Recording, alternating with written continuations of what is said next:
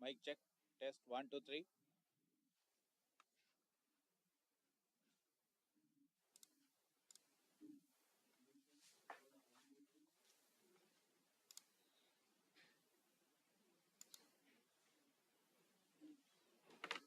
What time we are starting? 2 o'clock.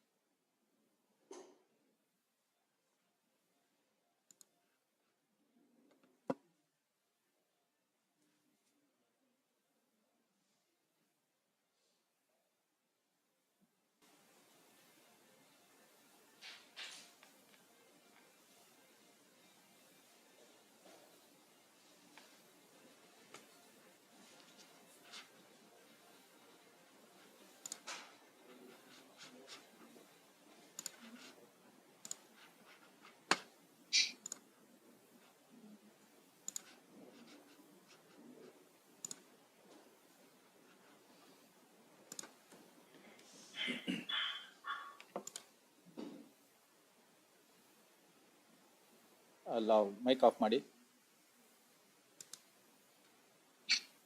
mic off ಮಾಡಿ okay. All right, good afternoon to all of you. Good afternoon. Yeah, first of all, thank you for joining this webinar despite your busy schedule.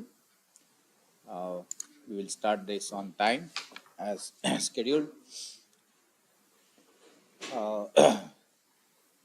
So the topic of today's presentation will be on advanced deep foundation testing. All of you sitting here, can you hear me? Yes. Okay. So from Zoom online participants, can you hear me? Please type out yes on the chat box.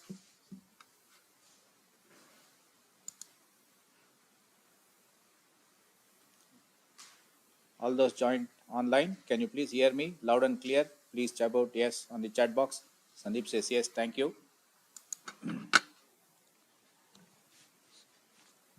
So let me start this. Thank you, Varsha. Thank you.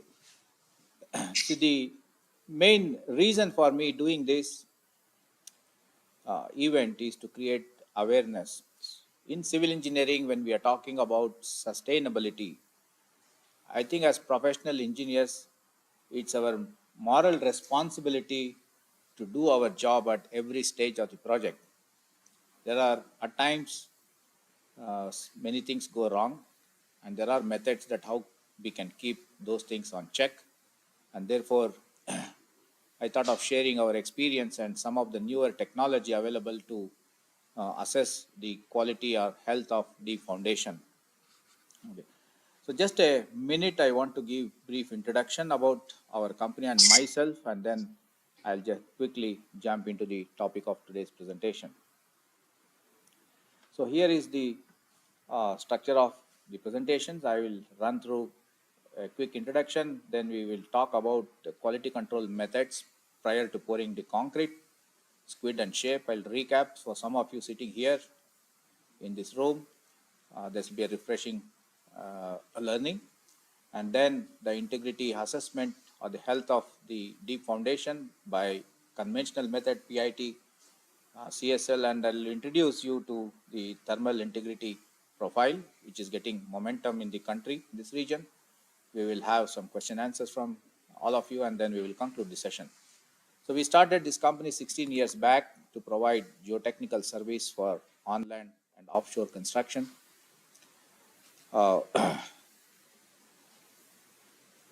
Deep foundation testing is one of our core competence, and we have been as a user for nearly 16 years since inception.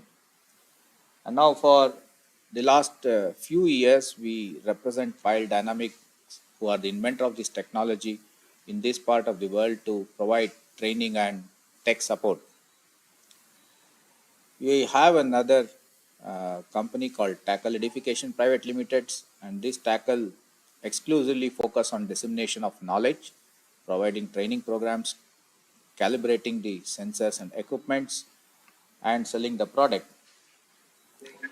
So we represent Taqell as an authorized calibrator in this region, and to sell some specific newer product in this region. Okay, I request all those people in online mode kindly mute yourself. Thank you. I'm also happy to share I've earned this expert level in the proficiency test conducted by Pile Dynamics and Pile Driving Contractors Association recently. I'm also proud to say several of our engineers who are certified advanced level or higher on this deep foundation proficiency test conducted by Pile Dynamics.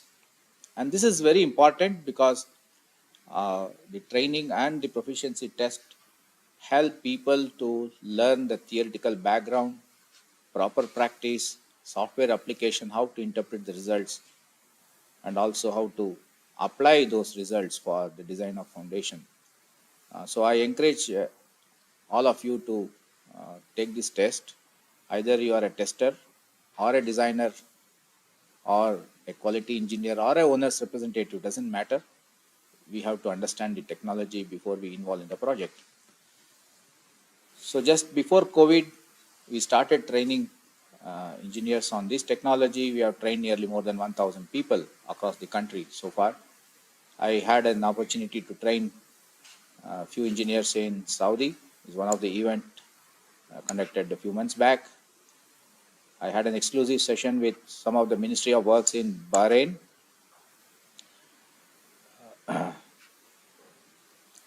Ministry of Transportation, and other ministry too in Bahrain, Ministry of Housing as well. Okay. So now, with this brief background, so let us jump into the topic of today's presentation. So deep foundation are constructed to transfer the loads from the superstructure, but most of the times we see a lot of challenges in the health of the deep foundation constructed. You can see necking, which is the reduction in the impedance, cracking or bulging, and this anomaly can happen anywhere along the length of the pile. It could be towards the top of the pile, mid of the pile, or towards the bottom of the pile. Bulging will have no detrimental effects, but the other two will have serious effects on the performance of the deep foundation. Many challenges. You can see that pile heads broken. There could be serious necking in the pile, defects in the pile toe damage in a precast pile, and you see the anomaly in this deep foundation. So once these foundations are buried into the ground, no way you will be able to assess unless it is tested. And we do not want to see this anomaly in the deep foundation because it will affect the performance of those deep foundation, particularly on very critical foundation, be it a high-rise structure, nuclear power plants, or any other infrastructure buildings. We want to have the performance of the deep foundations as intended to. So the success of geotechnical engineering is always buried in the ground.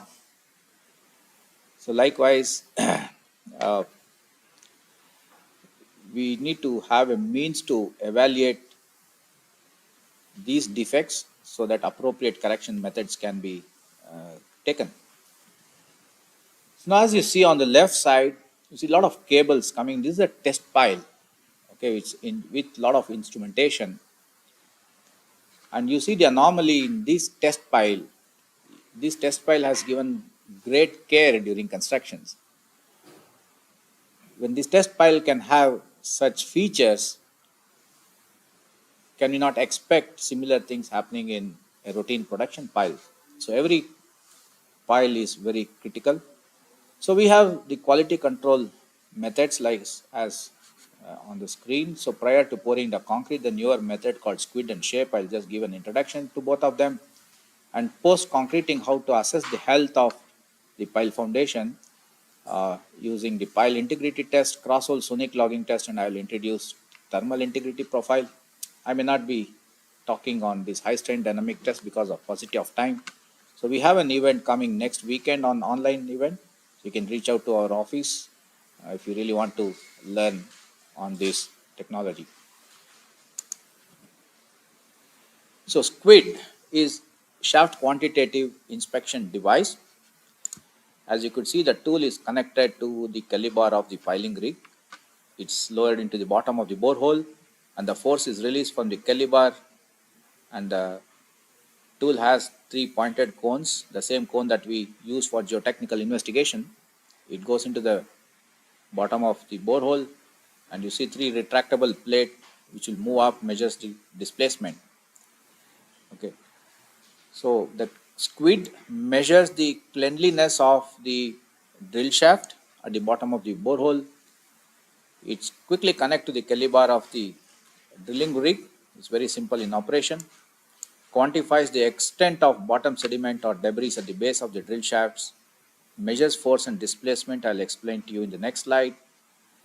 It has three cone penetrometers with individual displacement measurements, and it determines the thickness of the soft clay and the load versus displacement for the bearing layer. So here the tool connected to the caliber is released and the force is applied. This goes to the bottom of the borehole, and the cones will penetrate to this colored zone. Assume this colored material is contaminated material. As the cone is pushed into this material, you will measure the force from the cone, and this retractable plate move up, you measure the displacement. So there is a force and displacement being measured, and you can see it on the data logger. The philosophy of this method is using Terzaghis ultimate bearing capacity. The colored zone, which is a contaminated material, is treated as a cohesive material. If the undrained shear strength of this material is less than 12 kilopascal, it is expected to displace during concreting. If it is anything more than 100 kilopascal, is treated as a natural material. So, and any consistency between 12 to 100 kilopascal is treated as the contaminated material. See, on the data logger sheet, on the data logger, you can see the force displacement.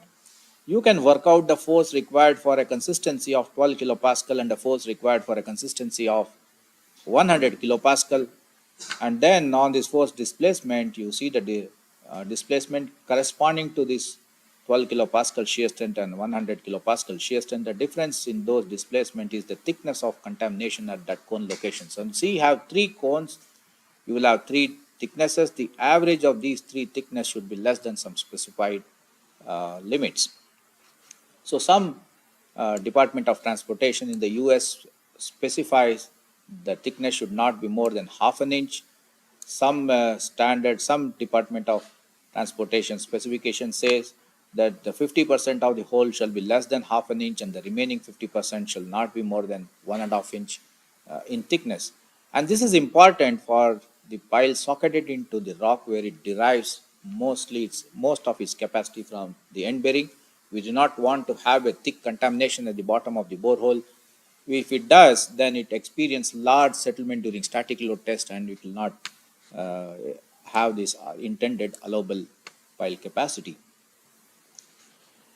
So as you can see on the screen, the blue and the red develops the force as the cone or the tool is pushed into the bottom of the borehole.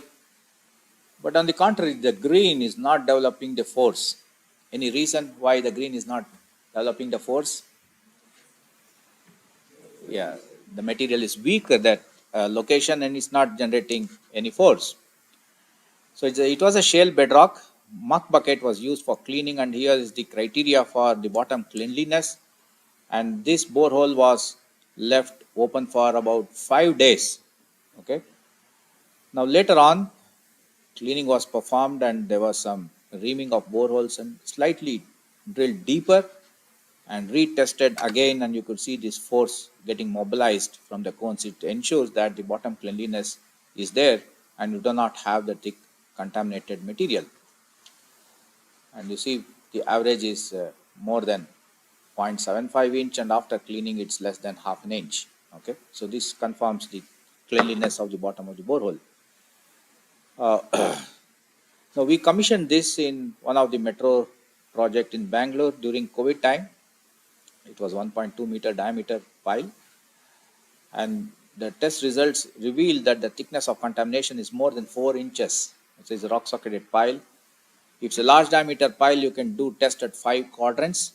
If it's a small diameter less than 1 meter, you do 5 trials in the same borehole and take the average of those 5 readings. Okay, when you pull the tool out, you can see those muck sticking into the cone, and the plate confirms the debris at the bottom of the borehole.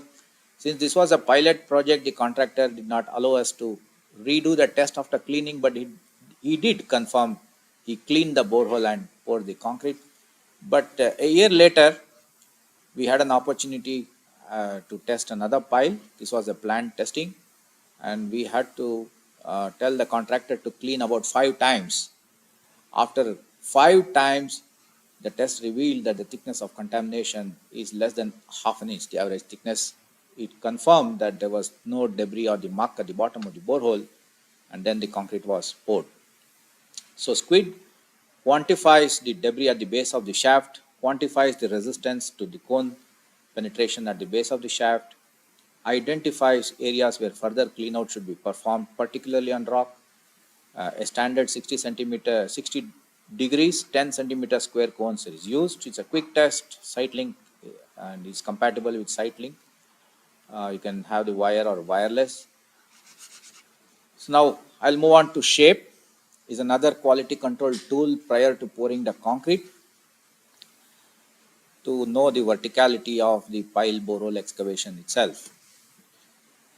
So why this verticality is specified? So for the intended loads, which is to be transferred axially, if the piles during construction are at an angle, it induces additional moments, which reduces the load carrying capacity of the pile. So we want to make sure that the piles are not inclined, although its intention is to install vertical.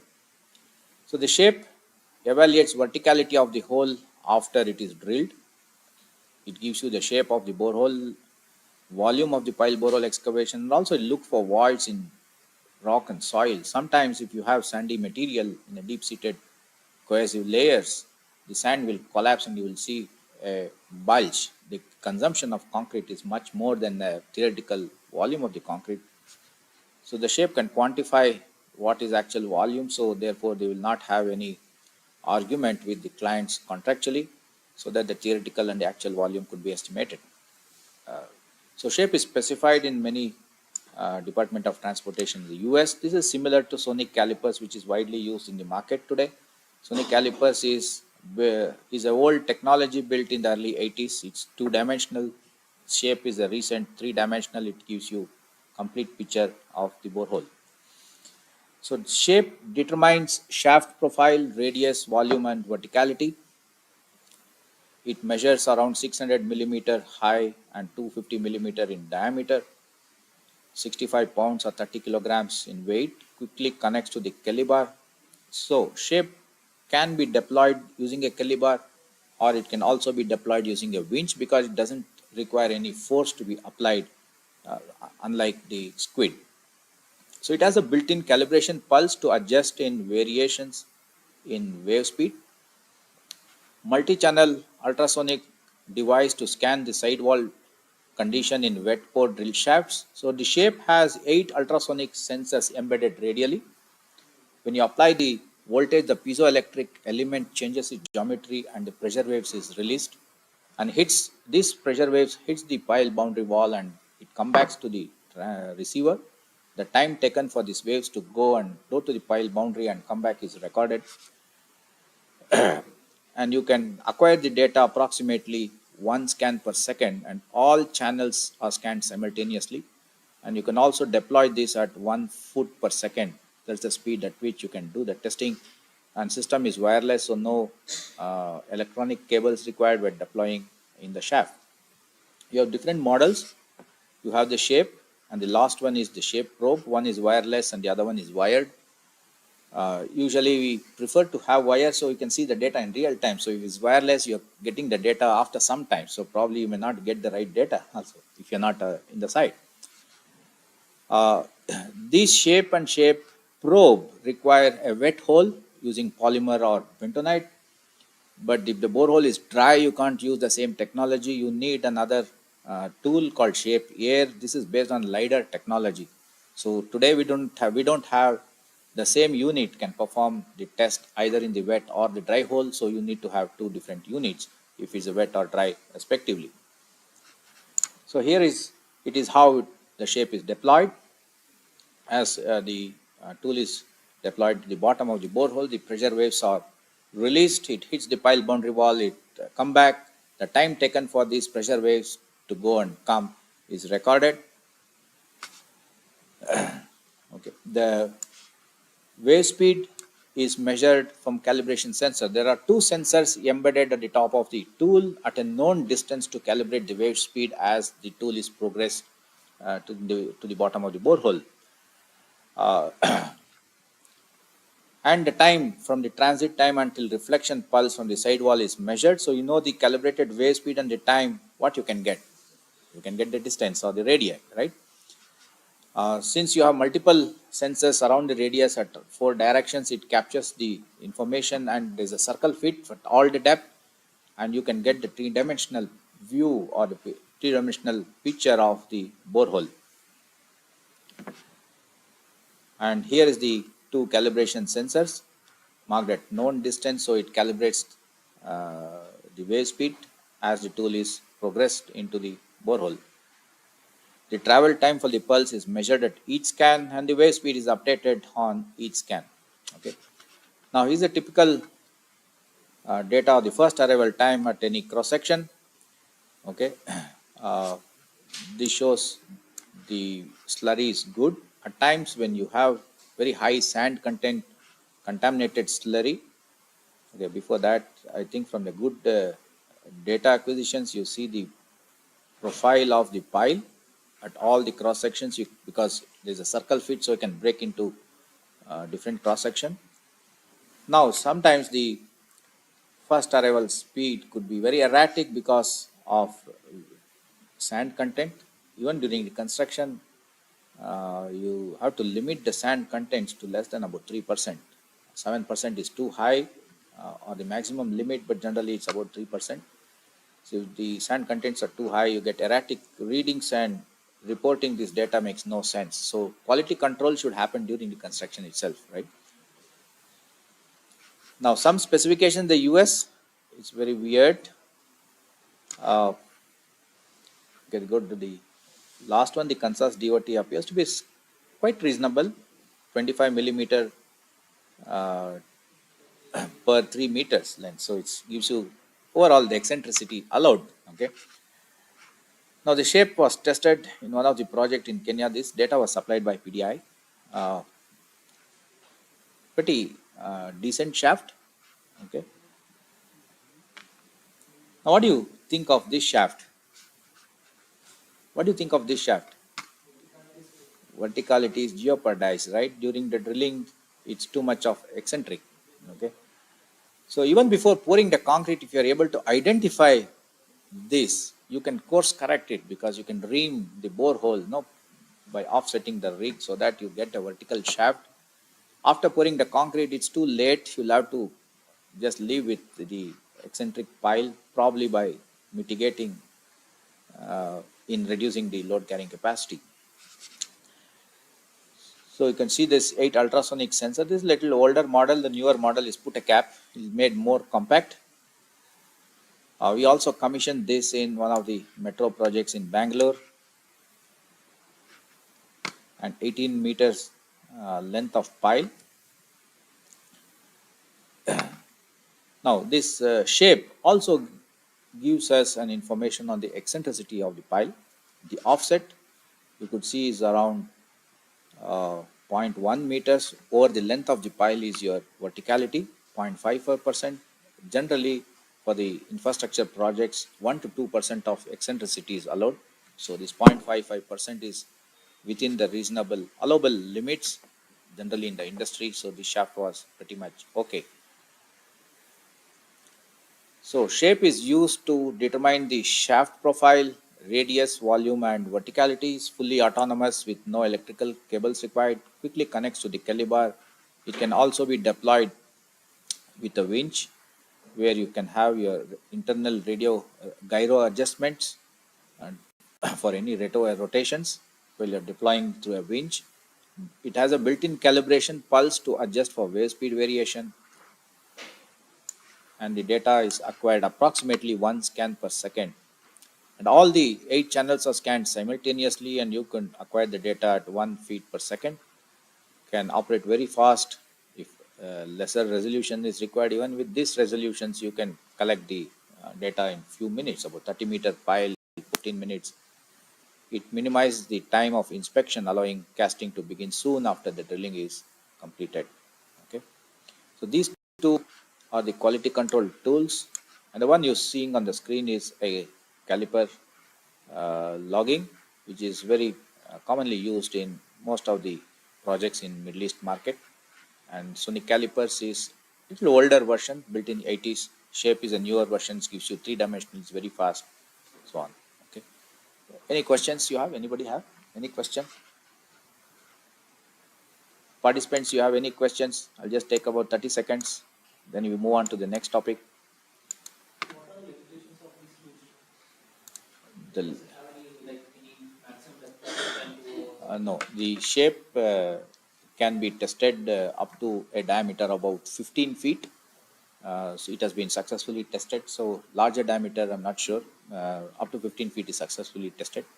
this has to be tested prior to pouring the concrete. So that's the objective of this. The squid per se, when you are testing, even before pouring the concrete, when the reinforcement is lowered, there are some feedback given by people that the reinforcement lowering will put some debris into the bottom of the boreholes. When the reinforcement is bent at the bottom, you can't do this testing. So anyway, after reinforcement lowering, you will clean the boreholes. So the bentonite or muck is ensured is not there. You have to pour the concrete within 6 hours. Okay. So that's one of the limitation, that you can't do that test once the reinforcement has objections at the base when the tool cannot go. But otherwise, for our intended purpose, rock socketed piles, most of the time we see soft toes, the contamination at the base.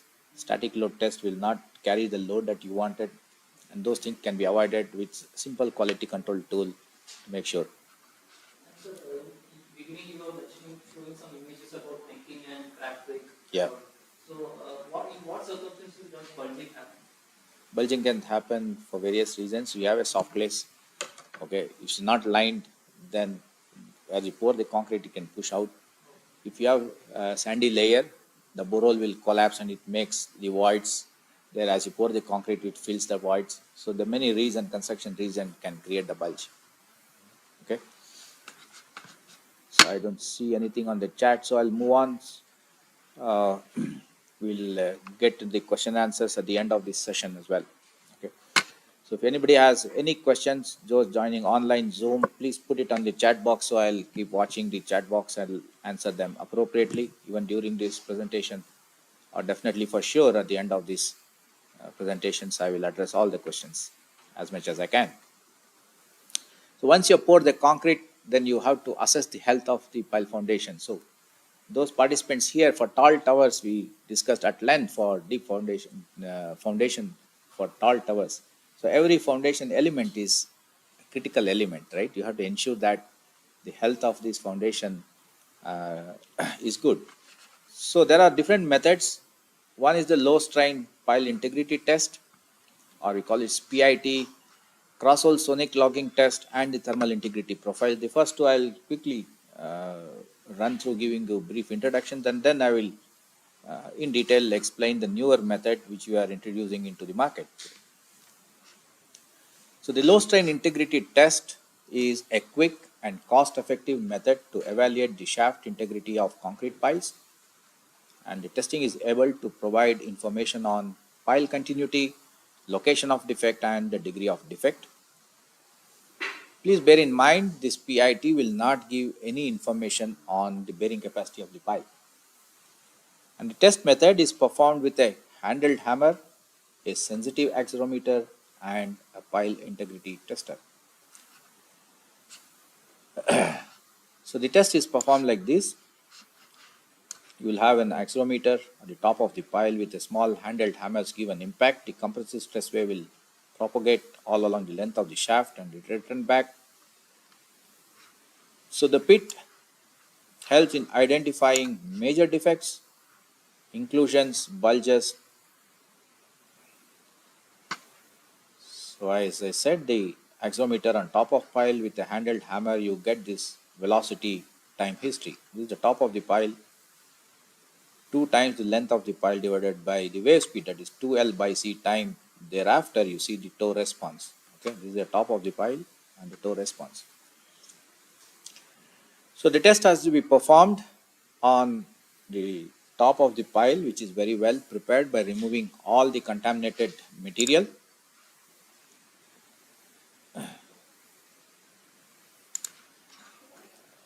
And the surface is made flat, is grinded, and you grip this sensitive accelerometer with some kind of adhesive, putty, grease, whatever can hold the accelerometer to the pile and give an impact with a small handled hammer. Okay.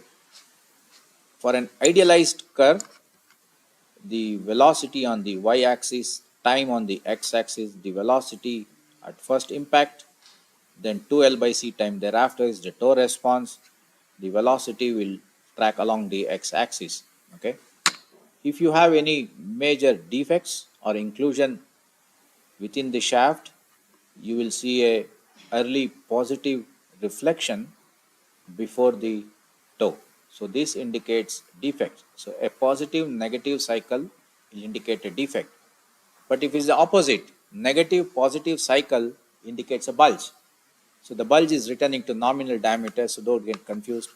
For a defect, you should have positive negative cycle. For a bulge, it will be a negative positive cycle. Okay. So any of these piles could have a defect. Which pile to test? Which pile to test? If you're building a tall tower, so every element is critical for you. So today's practice is to test all the piles, 100% of the piles, particularly this method because it's very economical, very simple. Although it has a lot of limitations, I'll explain this is a rudimentary method. So all the piles should be tested and can be tested. So even the method is very simple. It's not though simple in the analysis and interpretation of the results. Okay, so one is the data acquisition. You have to have good preparation of the pile top, data acquisition procedures, calibration of the equipment, and then once you get the data, sometimes and unamplified and unamplified test, what you're seeing on the screen, you may have to amplify certain results because of the noises. When you amplify, you see the positive negative cycle, which goes undetected if you don't amplify it. You can't do over amplification at times. It's also possible. So what is right thing to do only comes by with experience. Okay. So the amplified results indicates major defect at around 10 meters for a 1.5 meter diameter shaft. So at times, if your pile top preparations are bad, you will get a very noisy data, and you will not be able to interpret any of those data. So it's better that you prepare well and collect good quality data. Therefore, the interpretations becomes very easy. Different hammers to be used on a project site and which hammer is suited. So you have to calibrate the hammer that gives you consistent results on a project site, because one size doesn't fit all. So we construct piles as small as maybe 300 millimeter micropile to arch as large as 3 meter or 4 meter monopile. The length of pile could be as short as about 1 to 1.5 to 2 meters. Stub piles to as deep as about 100 meters is not uncommon. Therefore, one size doesn't fit all. So use hammers that gives you consistent results, that gives you toe response wherever you can. So I'll give you one example. On the left side, you see the small hammer which has a sharp peak and a lesser pulse width on the first impact, as against from a bigger hammer you have a wider pulse width and it's not a sharp peak. So when you look at the top graph, you see the positive negative cycle after the first impact. Can you all see that? Positive negative cycle. What does it indicate? It's defect close to the pile top, right? But if you use a big hammer, the pulse width is so huge. For this wide pulse, the defect reflection superimposes from the input to what looks like an extra wide input. So it masks the defect, and that's where calibration with different hammers is necessary. When you see the wide pulse width at the first impact, you check with a small hammer, see if there is no defect or there is a defect. Okay, otherwise it will mask. So a pile foundation tested under a tower. Some chart here in PIT, what type of axometers AC DC is used. Usually it is DC power you use with the battery. Okay, I'll come back to the chat section. Question answers to the chat little while. So let me complete the presentation. So you see the raw data here, positive, negative cycle, right? What does it indicate? It's indicate defect. Very good. Okay. And you core the pile, already the contaminated concrete is revealing your measurements. Okay. Now let us look at this.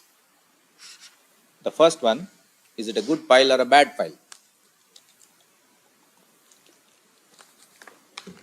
The first one is a good pile or a bad pile? Good pile.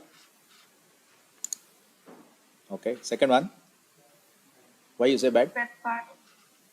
Bad. Bad pile. Why you bad pile? Bad pile. Because it's point positive and negative one. No, not And positive. So you see first is negative positive cycle, right? Negative positive cycle. yes, yes. So is it bad pile, good pile? It's a bulge. No, negative positive is a bulge. Yeah, negative positive is a bulge. What is the third one? Huh? Yeah, third one. So those on the online, please put it in chat box. Bad pile. Why you say bad? Is it full of point? Yeah, positive, negative, close to the pile top. So where is it defect? To the top of the pile or to the bottom of the pile? Top of the pile. Fantastic, very good. Severe defect near the top of the pile.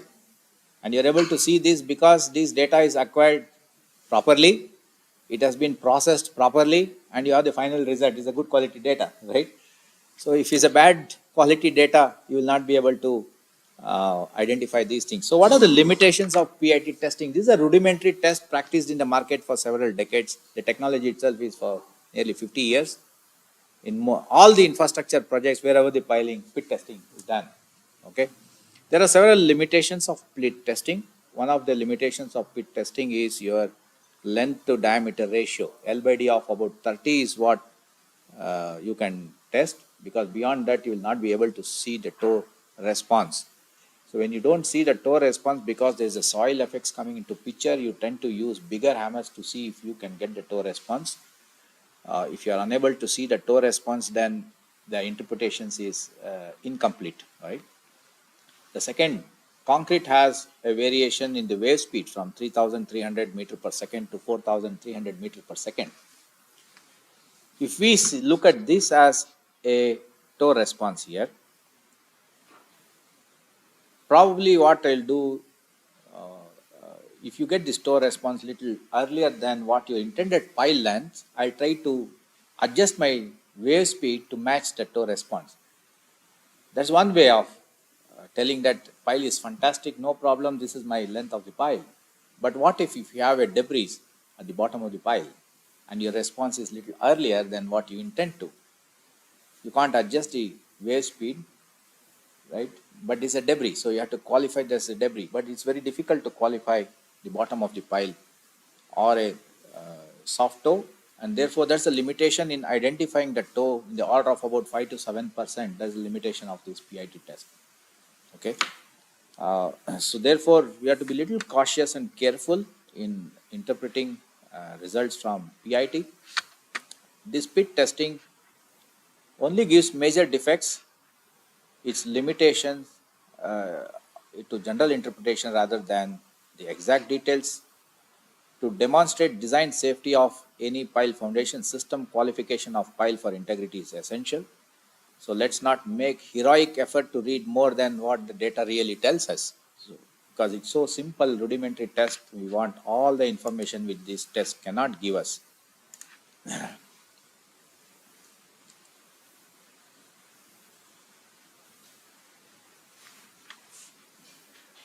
After we have the profile, so let me just go through the questions, then I'll continue. After we have the profile of borehole, can we back analyze our bore pile capacity? Thank you. How to define reduction in our back analysis. Once we have the profile of borehole, this is in the shape testing, I believe, Hanif. How to back analyze the board pile capacity. If your shape tells that your board volume of the borehole is not as intended, probably that gives the contractor and the client an opportunity to ream the borehole properly such that you get the intended volume of the pile borehole. So therefore, you don't need to actually do anything on the pile capacity. If there is some enlarged excavation in the pile borehole because of various reason, you are expecting that the pile borehole will consume additional concrete. Therefore, if there is any volume of concrete in excess of the theoretical volume, you already know that yes, the pile borehole excavation reveals that. Okay, so axometer, AC, DC, I've answered that. What does there any relation between test hammer weight with the pile geometry? It's not, Aviji. Uh, you can actually try with whatever the size of the hammers. At least 2 3 hammers should be available on a project sites, depend on the soil stratigraphy available on the site. See, I said L by D ratio of about 30. So even L by D ratio of up to 70, we are successful, because the top 30 35 meters you have very soft place, which doesn't give you any kind of soil effects for the propagation of your incoming stress waves. So in such case, even larger L by D ratio can work very well. But if it's a large diameter pile, identifying defects close to the pile top becomes challenge, because the stress waves take some time for it to pass through the entire cross section. Therefore, you will have to test at multiple location if it's a large diameter pile, particularly to identify the defects close to the pile top. Okay. Can the type of pile can the type of pile defect, necking or soil inclusion is distinguished from each other from pile test record velocity? Yes, the necking or the soil inclusions, if there is a major defect, definitely yes, PIT sometimes.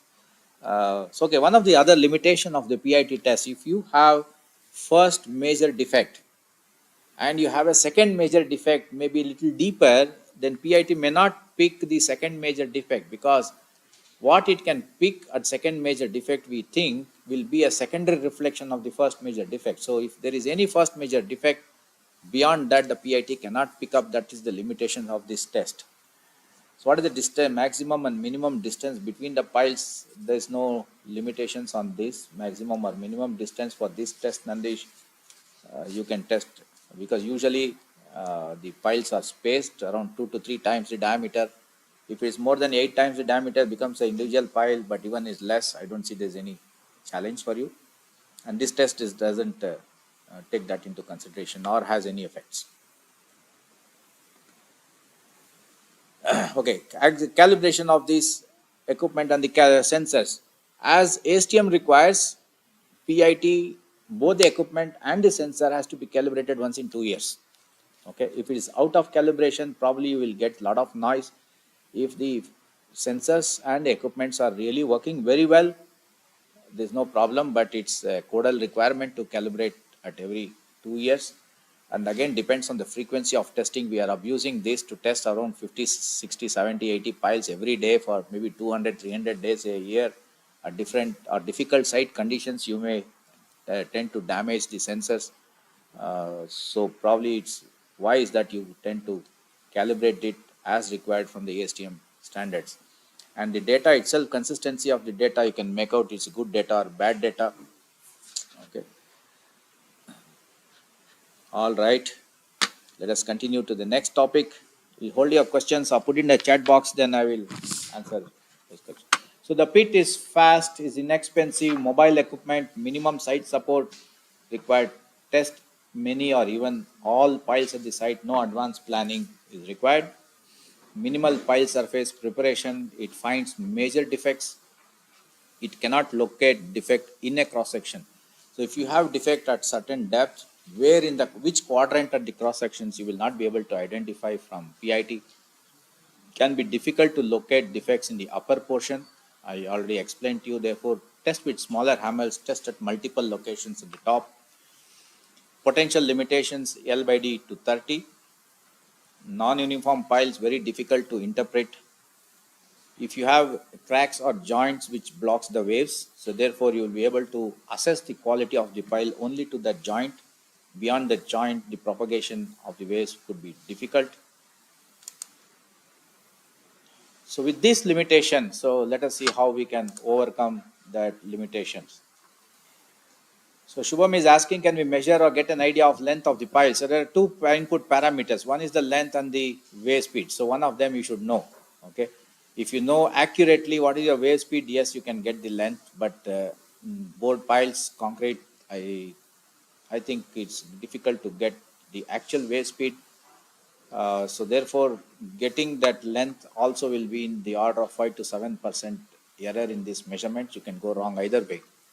Okay, but the quality control during construction can ensure that you have the correct bore length, and that will be the length as an input, so you can change your wave speed and adjust your toe response to get the analysis and interpretation.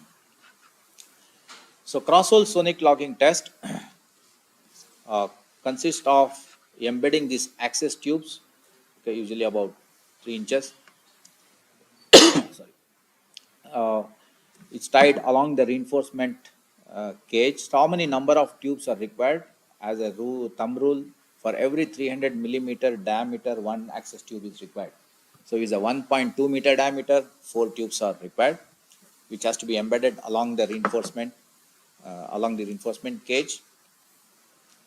And immediately after you insert the reinforcement cage to the borehole, these access tubes should be closed at the bottom, and then after you pour the concrete, fill the tubes with water, because and we need water for a medium for the sonic waves to pass through.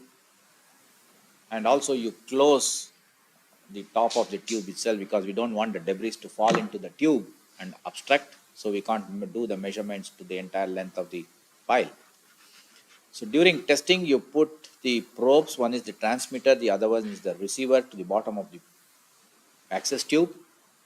And then as you pull up, the sonic waves are released from the transmitter. It is captured from the receiver. You know the distance between the tubes. So distance by time is your wave speed or the velocity. And as you pull the probes up at every 50 millimeters, you will be able to establish that the wave speed or the velocity. If it's uniform, it confirms that the material quality is also uniform. Okay. Yeah.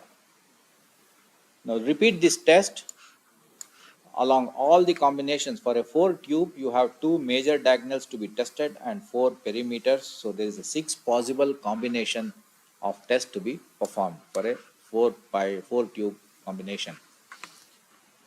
So the emitted signal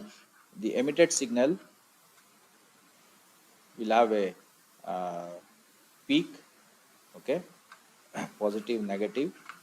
Uh, Also the received signal after a transit time will also have a positive, negative, positive, negative, positive, negative, right?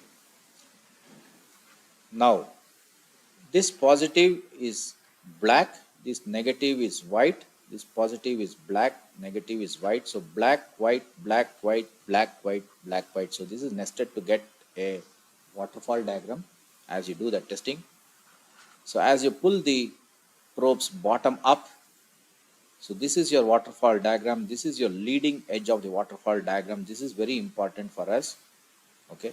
Now you look at around 5 to 6 meters, there's a complete loss of signal.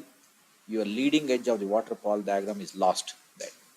So this shows there is a defect. This was a forced defect in one of the pile. Since there is a defect, there is a complete loss of signal, and this is your leading edge of the waterfall diagram. Okay. Now, how to identify good or the bad data? So the complete loss of signal, okay, identifies contaminated concrete. It's also confirmed by coring. So defects could be identified by the reduced signal strength or delayed arrival time, or both. Okay. Now, if you integrate this within the known time, there is this energy. When you compare to this, if you integrate this data, which has a lesser energy, the top one or the bottom one? Bottom or the top one? Which has a good signal strength, the top or the bottom one? Yeah, so this is a good signal strength, this is weak signal strength. The integration of this weak signal strength will have a lesser energy. Okay, and also you see the first arrival time, okay, compared to the top one, the first arrival time is delayed. So delayed energy, I mean reduced energy or delayed first arrival time or both. Okay, now there are some guidelines for quantifying the defects. PDI has given the guidelines. After 2019, DFI has proposed this guideline, which PDI File Dynamics was also part of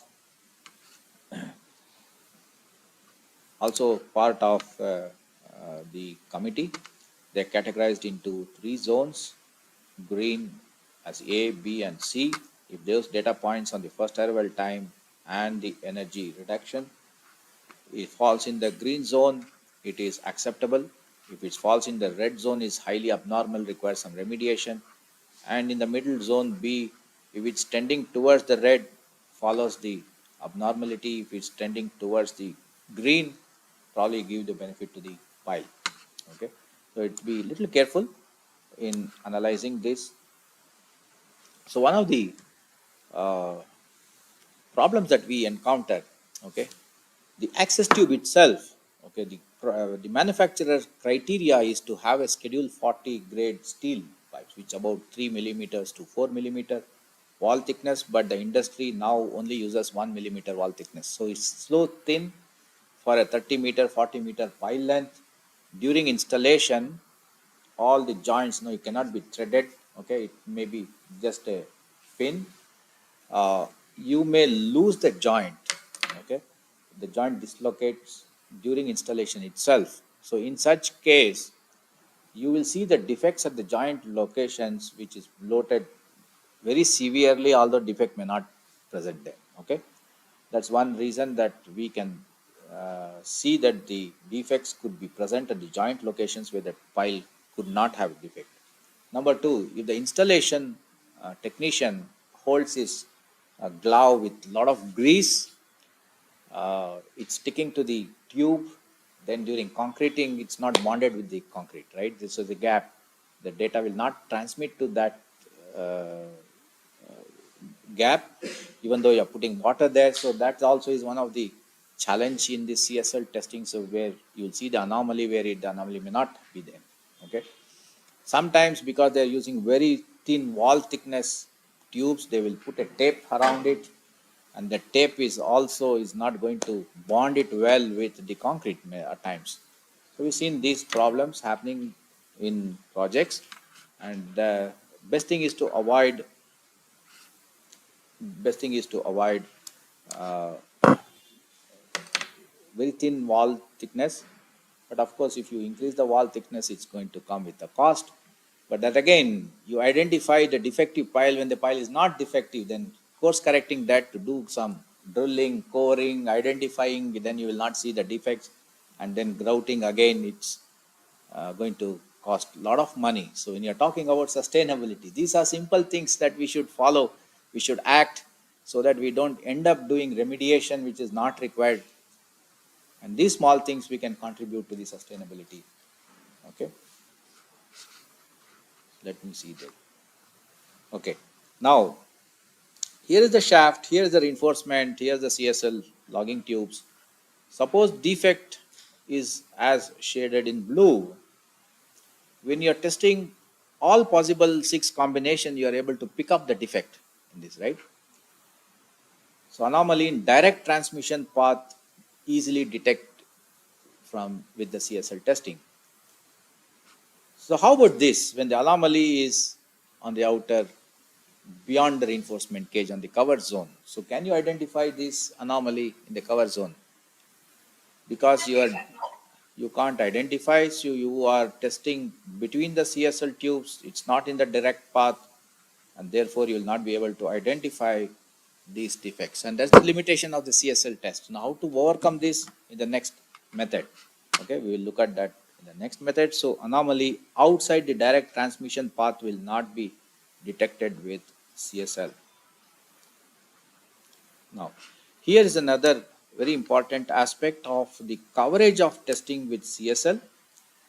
As you could see on the screen, the x-axis is the diameter of the shaft for about 0.9 meters to 1.2 meters. The coverage of testing, because you are only testing within the reinforcement cage, right, is only about 30%. Even for a large diameter of 10 feet, okay, around 3 meter diameter, the coverage is only 70% of the cross-sectional area and not to the 100% of the cross-sectional area. And this is one of the limitations of CSL test. Although it can overcome the limitation from PIT, if you have multiple defects, it captures the multiple defects. It can only identify any major anomaly within the reinforcement cage and not outside the reinforcement cage. Okay. So there are potential issues with concrete flow and sometimes problems with this. You are tying the reinforcement, the access tubes along this reinforcement, which itself is not vertical. The access tubes also will follow this trend. So you are measuring the distance at the top. Are you confirming the distance between the tube along the length of the shaft is uniform? It's not. And therefore you will have varied wave speed or the first arrival time along the length of the shaft. So interpretations become little trickier, and this is also installation issue, one of the installation issue you'll have to take care. Okay. So is a CSL test setup. The recent model ChamQ has the probes as trans receivers. It can transmit the waves as well as it can receive the waves from the other probes. Okay, it's trans receiver. 4 numbers of trans receiver in 4 access tube for a 1.2 meter diameter. All the 4 can be simultaneously inserted into the access tube, and in one pull all 6 possible combinations could be tested, so the efficiency increases by 6 times. Otherwise, one transmitter, one receiver, you have to do 6 times, so that consumes a lot of time in the project. Okay. Now here is the cables for different trans receivers. It's one of the project site where the access tubes are embedded, filled with water. The probes are inside, ready to be tested. Okay, you see the access tubes are tied to the reinforcement cage, and this is the depth encoder for measuring the depth of the test. And in one pull, the guy is ready for pulling all 4 cables together, and in one pull you will be able to recover all the data from 6 possible combination. You can do the test setup and do the inputs, the distance between the access tubes, location of the access tube, the length of the access tubes are the input, and then you acquire the data. So when you acquire the data, the waterfall diagram on the screen, you can see in real time for all the possible 6 combination. Okay. Now let us quickly go through some few case studies, and then I will go into the other technique. So here the waterfall diagram has complete loss of signal at the bottom of the pile. What does it indicate? What does it indicate? Complete loss of signal. It's defect. Okay, because it's a defect. It's because this was a short pile about 6 meters. They tend to exhume the pile. When they exhume the pile, you could see all you could see the defect at the bottom of the pile. Many projects we see defects. We also want to exhume the pile, but most of the time, of course, invariably, all the cases whenever we ask to exhume the pile, neither the contractor nor the owners are ready to exhume the pile. Okay. Yeah. So, how is this data look like? How is this data look like? Uniform pile. Uniform, yeah. Yeah, it's good pile, right? It's good pile.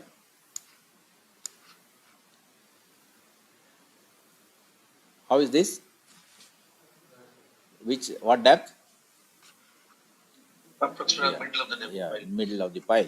So it's so easy for you because the data has been acquired properly, it has been processed properly, it has been presented properly. You will be able to identify this. So there is a step for this. Okay. So what's the gain?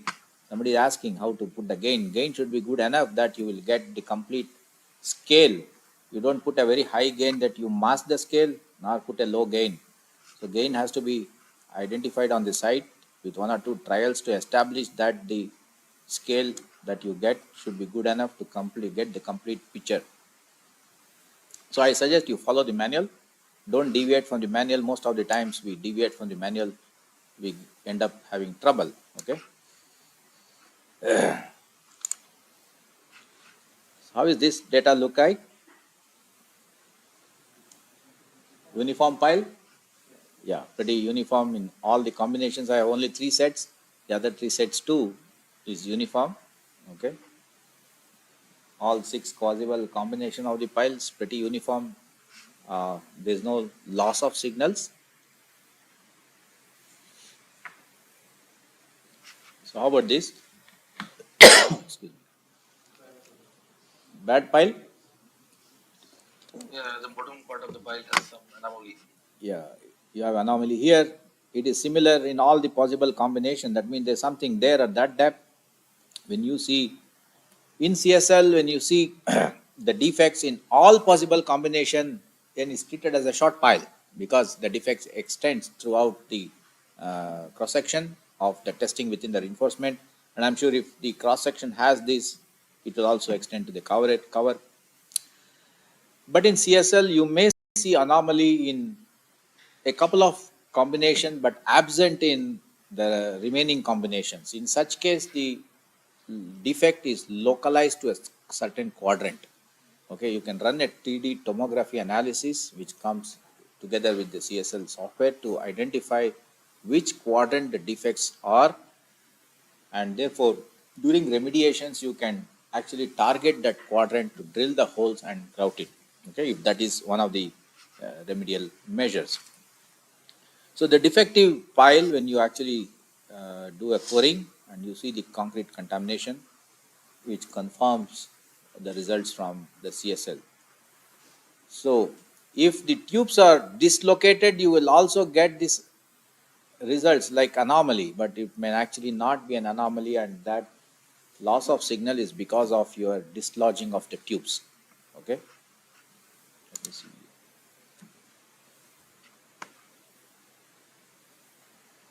So the tomography software is available. You can port the CSL data to the tomography software. The analysis is pretty automatic. You don't have to do much thing. If the data quality and the processing is good, then you will get the results.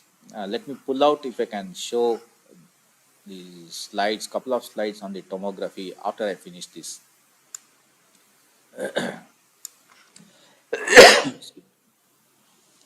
Okay.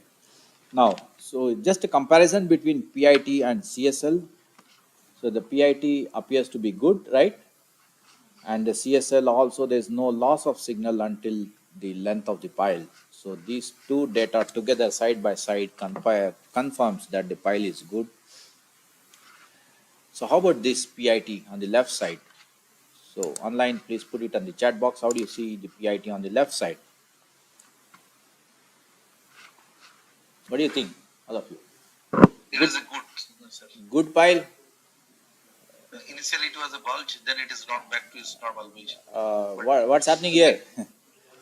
Right? Yes, sir. They put some maybe something necking and Yeah. So, yeah, only PIT, probably it may be very difficult to tell that. Okay, you can mask that by doing some data processing, but you have the CSL results also, the loss of signal, similar depth.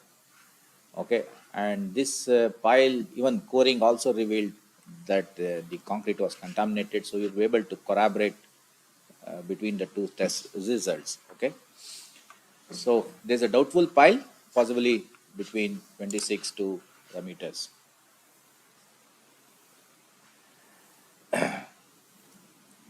So soft toe CSL, if the pile is going to the bottom of the pile, the tube, the access tube, if is going to the bottom of the pile, CSL is a better indication of the soft toes. PIT, I already said the limitation of PIT is in the huge variation in the wave speeds. Okay, so let me see if I have, okay, I don't have the data right now. What it appears to be a soft toe could be corrected by changing the wave speed and push my toe response towards the left side. Okay, so therefore that's the limitation of that.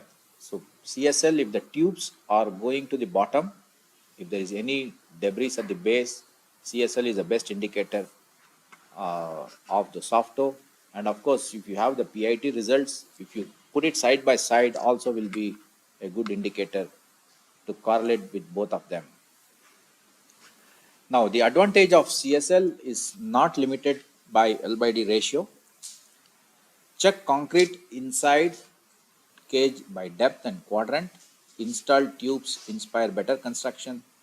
Tomography available.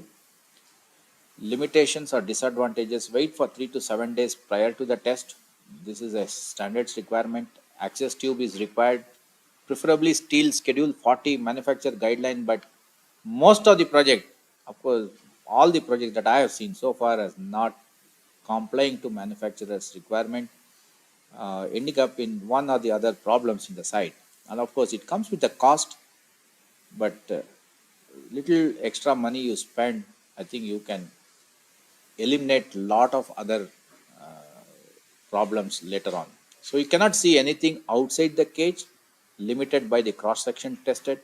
So even for a very large diameter, only 70% of the cross section is tested for its health.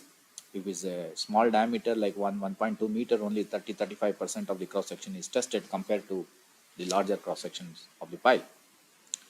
Small defect near the tube can appear very large. Even the tube dislodging of the tube also can amplify the defects. So one of the problem of the CSL testing is debonding or the bleeding issues. So always use steel piles relative to the, comparison to the PVC pipes is much tolerant in terms of debonding. PVC pipes, the thermal expansion compared to concrete is very different, and therefore you can expect debonding. Even steel piles subjected to debonding, and this debonding in steel piles is only towards the top 3-4 meters, but in case of PVC it can be towards the entire length of pile. So therefore this access tube always PVC is preferred. Okay, and this debonding issues leads to delays and unnecessary coring for remediations which may not be required. So you can use steel piles and immediately fill it with water. During testing you flood it also, so that you can avoid this debonding. Let me see.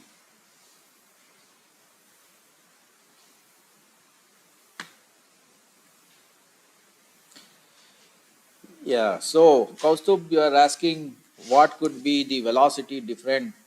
In two diagonals, I am getting one velocity, with the other ones getting less velocity.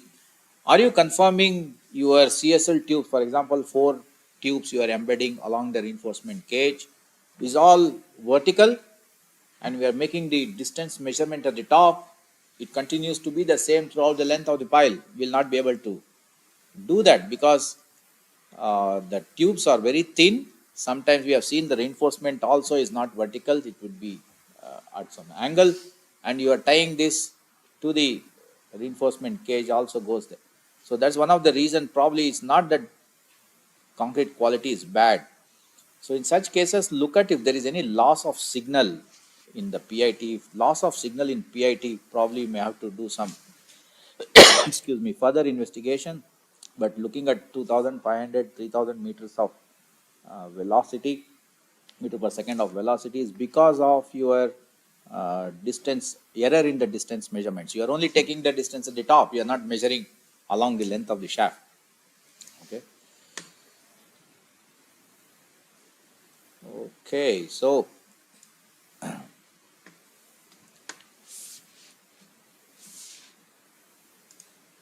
let me interact with all of you. Can you all come and video please on the Zoom? Just for about 30 seconds, then I'll go back to the last techniques.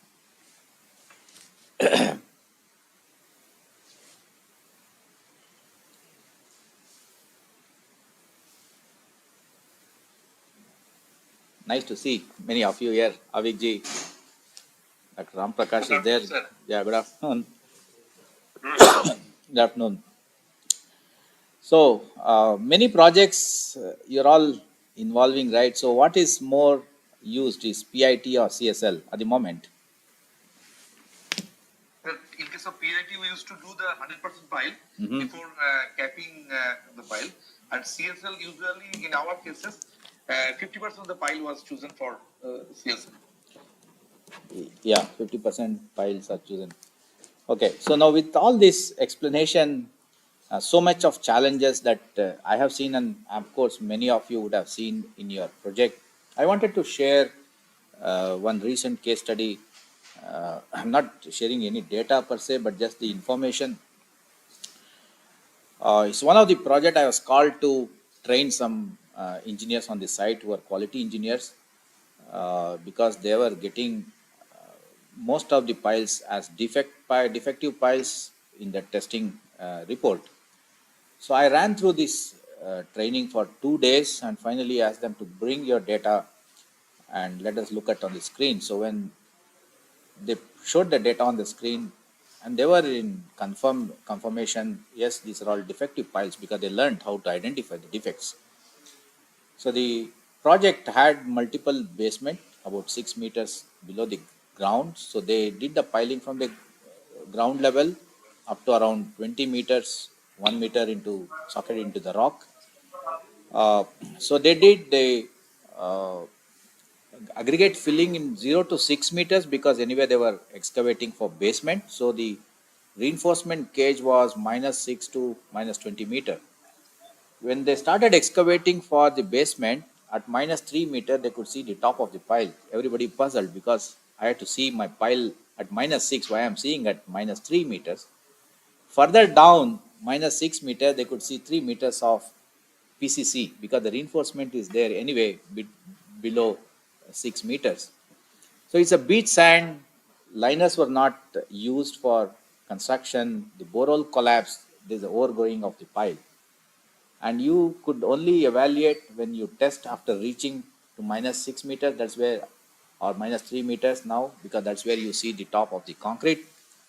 And they couldn't use this pile, any of this pile, for the foundation system, because mostly 75-80% of the pile were bad, were defective pile, and a direct loss of about $8 million, 50 crore of Indian rupees. It was a pile graveyard, I could say. Uh, so when we talk about sustainability, I think it is unacceptable for us to lose 50 crore rupees of worth of pile foundation to be treated as a graveyard, and spend an additional maybe 12 crores or more to do remediations and bring in another foundation system. And how can we mitigate those things? I think is one of the emphasis that I wanted to make in this presentation. So if we all can contribute to small little things, I think collectively we can bring in together to meet the United Nations Sustainable Development Goals.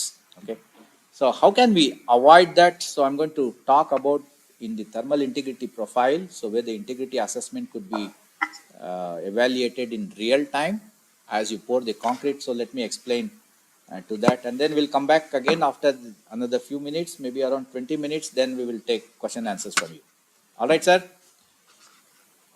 Right. Thank you. Thank you. Let me go to the presentation. So we have seen the limitations.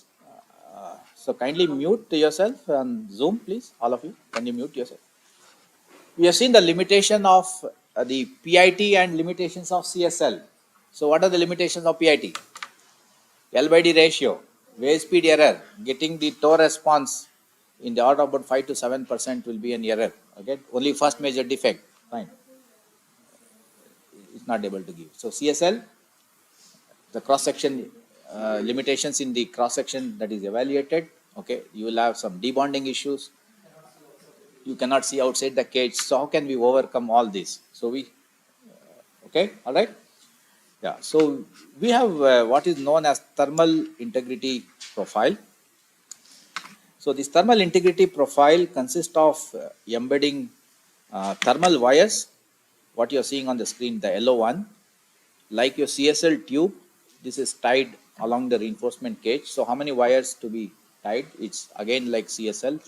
For every 300 millimeter diameter, one wire. And this wire has thermal digital sensors at every 30 centimeters, that is about every 1 feet. It has a thermal digital sensor at 1 feet. Suppose if it's a 100 feet length of the pile, you will have 100 sensors, and like that you need 4 wires. Okay, 300 millimeter diameter, one wire, and each wire has thermal digital sensor at every 1 feet. So this is embedded along the reinforcement cage, and this thermal integrity methods measures the elevated temperature during hydration process to determine the pile integrity. Temperature during curing is directly related to quality of concrete, volume and radius. Reduction in temperature indicates necking, inclusions or poor quality. Increases in temperature indicates bulge or increased concrete cover. Variance in temperature between diametrically opposite wires indicates cage alignment. So let me show you few data sets or the cover issues, and acquiring volume data allows temperature to be converted to radius.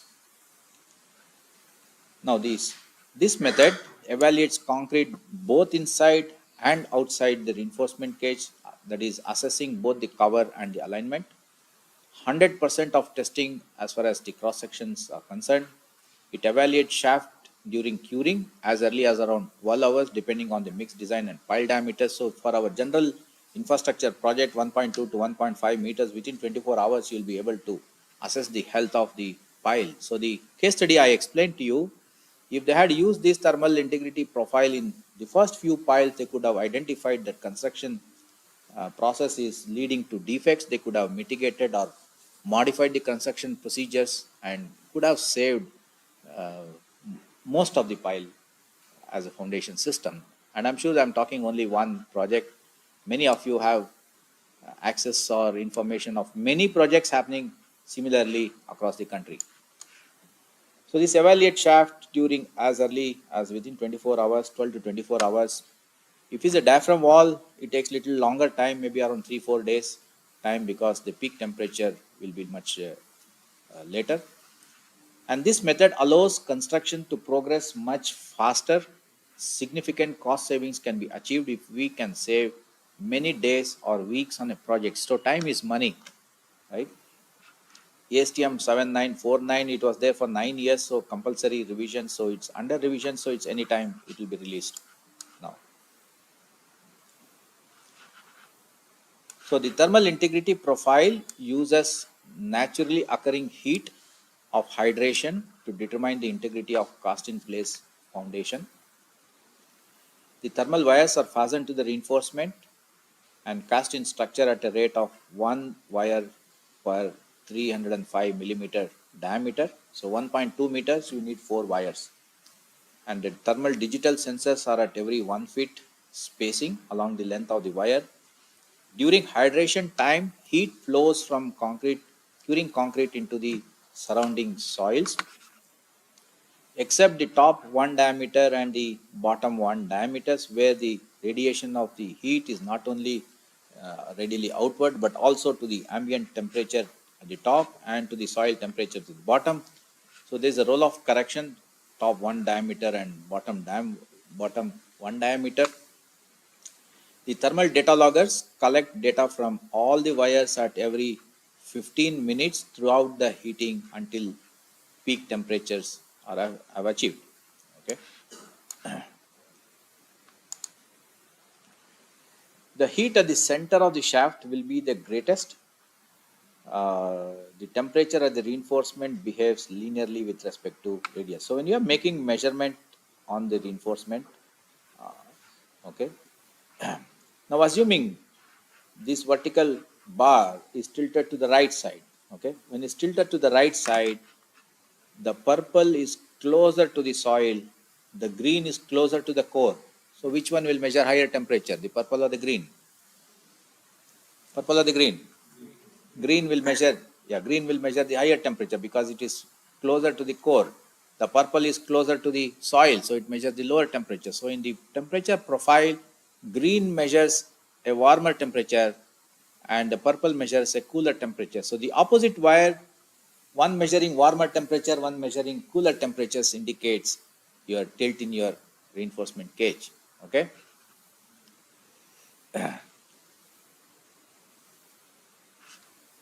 And if that happen, okay, the average temperature is not collapsed together, and therefore you have one warmer temperature, one cooler temperature. So as you can see here, the blue one is cooler, the red one on the opposite side is warmer, and you see the tilt in the reinforcement cage. Excuse me. If the tilt happens, there will be more cover on one side, there will be less cover on one side, but we want to have uniform cover, particularly on every critical foundation, right? We cannot have less cover on one side. And only thermal integrity profile can give you this information. Suppose if there is no tilt in the reinforcement, it is as vertical as it can, but one of the sensors is measuring cooler temperature, this indicates your soil inclusion or necking in the concrete, okay? But the opposite wire, opposite sensor is measuring the average temperature, so there's no change in your reinforcement position, okay? This was a forced defect, okay? I could already see that you have a cooler temperature and the black one is an average temperature, okay? Now, when you correlate this data with CSL, there's a complete loss of signal. Some of those cooler profile at the shallow depths indicates loss of signal in CSL, and the concrete coring indicates also the contaminated material. So it corroborates with all the methods.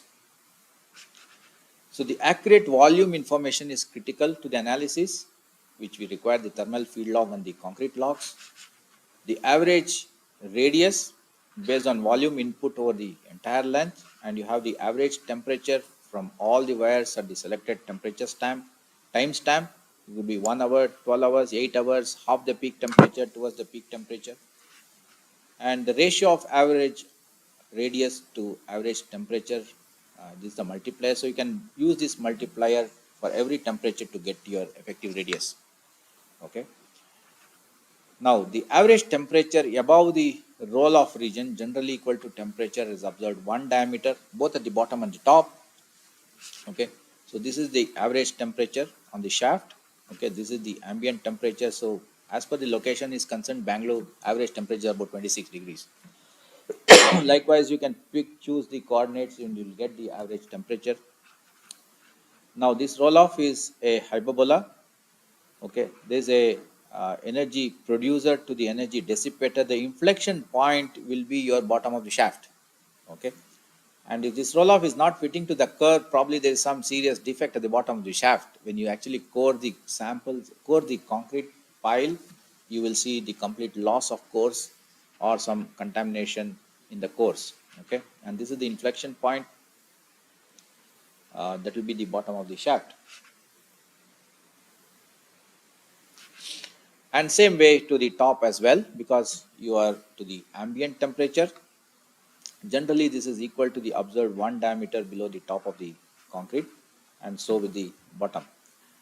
Now, with these two roll-off adjustments, pretty much clearly you can see the data on the screen on the temperature measurements, which indicates the health of the pile foundation.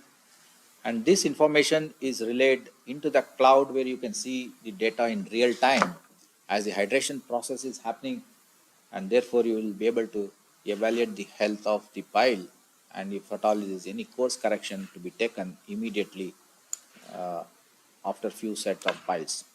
So let us look at some data. So it's the temperature measurement immediately after placing concrete. Less than half the peak temperatures, the hydration process started at the bottom, and towards half peak temperature already the average is getting it with the top and the bottom roll off.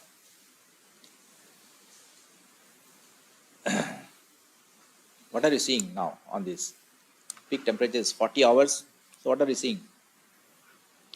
What is it indicating you at around 50 to 60 meter depth? There's a cooler temperature, right? So immediately after placement already you see that's some sense of weak concrete there. As the hydration process progresses, you see the magnitude of this defect, okay, is much larger. At around 20 hours is half the peak temperature. but at peak temperatures, the magnitude of this defect get reduced. So therefore, it's a practice that you analyze the data for half the peak temperature and the peak temperature. So whichever is the greatest will be the magnitude of the defect. Okay. Now let us look at some data set. So what is it telling you? The wires, opposite wires are not falling on the average. What is it telling you? The dislocation of the reinforcement cage, right? Okay. Now here, 2 hours, 4.5 hours. So what is it telling you here? The cooler temperature indicates defect, right? The cooler temperature indicates defect. So this is prior to pouring the concrete. Already you know there's something happening here. At the peak temperature, the opposite wires, one is very cooler, indicating cooler temperature, and the other one is giving you warmer temperatures, indicates defect. So in such case, you will have to do some remediation measures. But how to acquire the data? So let me explain to you on the data logger sets, and we'll see a few more data sets. The thermal wire cable is embedded in the concrete, which has digital sensors. You need the thermal acquisition port. This is a data logger. It is connected to the top of the thermal wires after you rig up the wires. Just prior to pouring the concrete, you fix this thermal acquisition port to the top of the wire. And this is the thermal aggregator. The data from several acquisition ports is transmitted to the cloud through the aggregator. So you need one tag and multiple TAPs. Okay, acquisition ports collects the data, aggregator collects the data for that wire as well. It will aggregate the data from the remaining TAP and send it to the cloud. The tip main unit, where you can see the data. So either you can see in the real time on the cloud as well. You can bring this thermal integrity profiler. You connect to the data loggers, download the data, and you can process the data. And you see the acquisition ports, TAPs, all connected to the top of the wire. So one of them will be TAG for that. That is aggregator. So it aggregates the data from several acquisition port and send it to the cloud. This is the recent one, TAG and the tap edge. This is a wire tester. So we use this wire tester to ensure functionality of all the digital sensors at several stages. One, before you open, immediately after you open the wire on the site, once you test after you tie the wire to the reinforcement cage, again you test it again once more after the cage is lowered, and then just before connecting the data logger, you can record and ensure that the functionality of the sensors throughout the length of the wire. Okay, each of these wire has a specific digital number which is very unique to that wire. So this is very important to identify the wire on the pile. Okay, and is connected with the aggregator and the tap edges. Okay, so if this TAG will aggregate the data from the acquisition port and send it to the cloud. If there are shafts within about 30 feet, you don't need multiple aggregators. So one aggregator is good enough to collect the data from the remaining acquisition port, and this will send the data to the cloud. So the instrumented cables are attached to the reinforcement cage prior to placement, and the data loggers automatically record temperature versus time. Usually it's a user defined 15 minutes. It records the temperature versus time. At every 15 minutes, it records the temperature. So what are the considerations of acceptance? So the load carrying requirements can be controlled by geotechnical side shear, which is skin friction, compression, which are end bearing, and the structural bending, right? Particularly for the lateral loads. And these are related to circumference, particularly the perimeter for skin friction, cross-sectional area, and for the structural bending, the moment of inertia. Circumference linear to radius, area related to square, and moment of inertia related to the power of 4. Now, why is this important? Because once the tilt of the reinforcement cage is observed, the cover loss at one side, and thus the effective radius If there is a reduction in the effective radius of about 10%, there is a reduction in your circumference by 10%, by area by 20%, and the moment of inertia by about 38% or 40%, right? So, if particularly for those critical pile which is subjected to lateral loading, the transmission towers or any other important structure, your effective radius or the reduction in cover is very sensitive, so you can't afford to have more reduction in cover, so which will have some impact on those load carrying capacity. So any reduction of less than 6% on the radius and the cover criteria is met is classified as satisfactory. Anomaly requiring further evaluation if your reduction in the radius is more than 6%, cover criteria is not met. Usually, as per the guidelines, we need around 3 inches or 4 inches cover. Even IS 456, I think, this gives you minimum 3 inches cover. So, what is the cover requirement? IS 456? Around 3 inches. Yeah. So, need larger design cover to allow cage eccentricity. If you anticipate, yes, my cage will be eccentric, it can't be uh, at the center. So probably you need to take care and give little extra cover to overcome that, so that the minimum cover is met even after the construction procedures results in lesser cover. Okay. So here is some couple of field examples, and then we will have the discussion. There was a project about 350 drill shafts, 39 to 56 feet in length, temporary casing installed to 26 feet, groundwater table at 4 feet below the pile top, 4 to 8 feet diameter. All shafts were tip tested. Okay. So you see the results telling you cooler temperature at about 4 feet. What does it indicate? It's a defect, right? Shaft number 1, number 2, also same, right? Number 3, also same. 4, 5, 6, also same. Okay.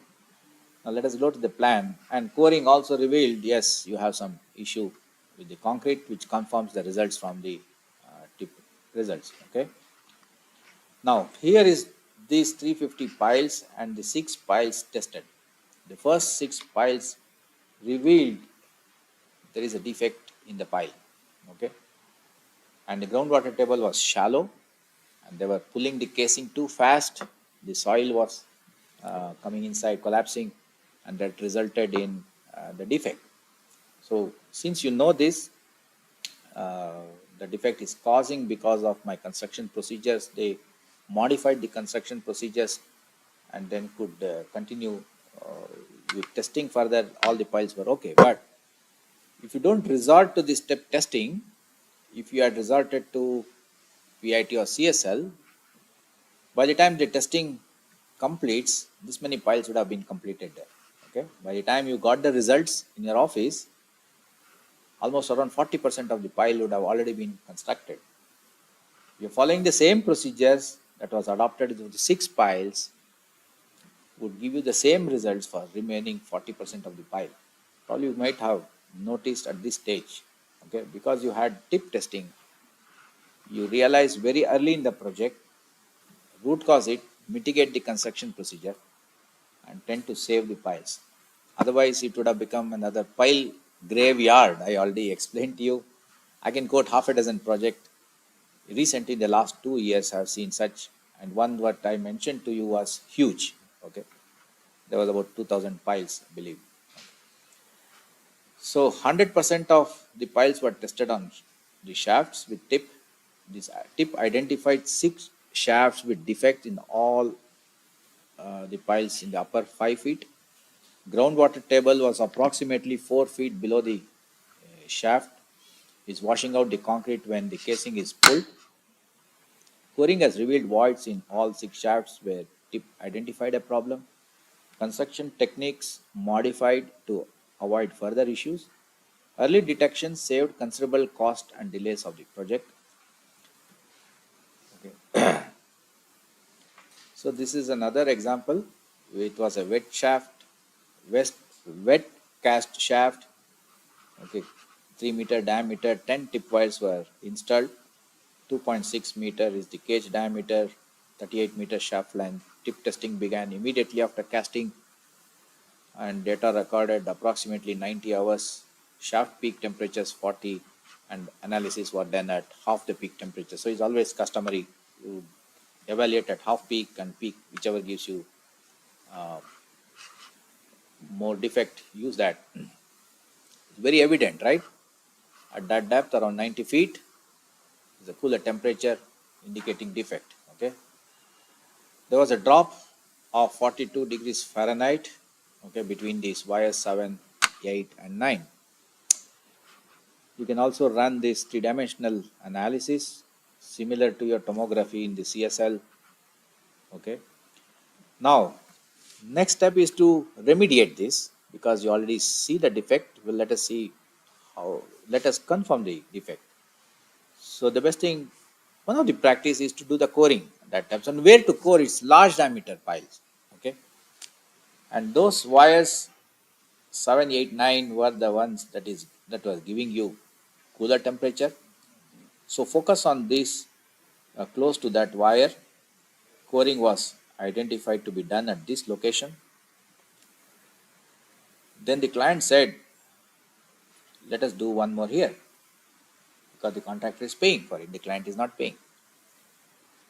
Now client said, let us also get another one in the center. Again, because the contractor is paying for it.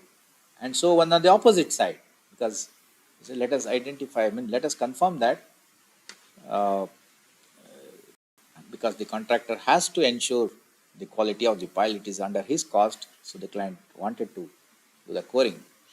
But so far in experience of pile dynamics for nearly about 8-9 years on tip testing, where they have pinpointed that yes, this is a defect, you core it 100% of the times. So far, it has been identified that the concrete is contaminated. So that's the accuracy at which you can interpret with these results.